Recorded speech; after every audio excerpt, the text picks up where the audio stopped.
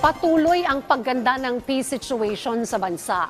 Ito ang iniulat ng iba't ibang ahensya ng gobyerno sa isinagawang Third Office of Presidential Advisor on Peace, Reconciliation and Unity Research Conference na may temang kapayapaan, responsibilidad ng bawat mamamayan. Sabi ni OPAPRU Senior Undersecretary Isidro Purisima, resulta ito ng pinaigting na kampanya laban sa violent extremism at radicalization.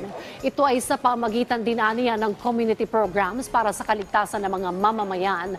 Kasama na rito ang ICLIP o Enhanced Comprehensive Local Integration Program na humihikayat sa mga rebelde na magbalik loob, kapalit ng tulong pinansyal at pangkabuhayan.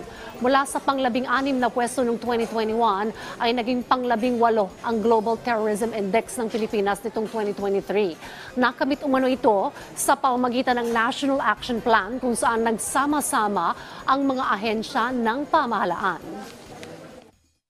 Dapat masustain natin yung mga efforts natin para hindi na mabalik. That is the call of the President to prevent the recovery at saka yung prevent again the recruitment ng mga terrorists natin.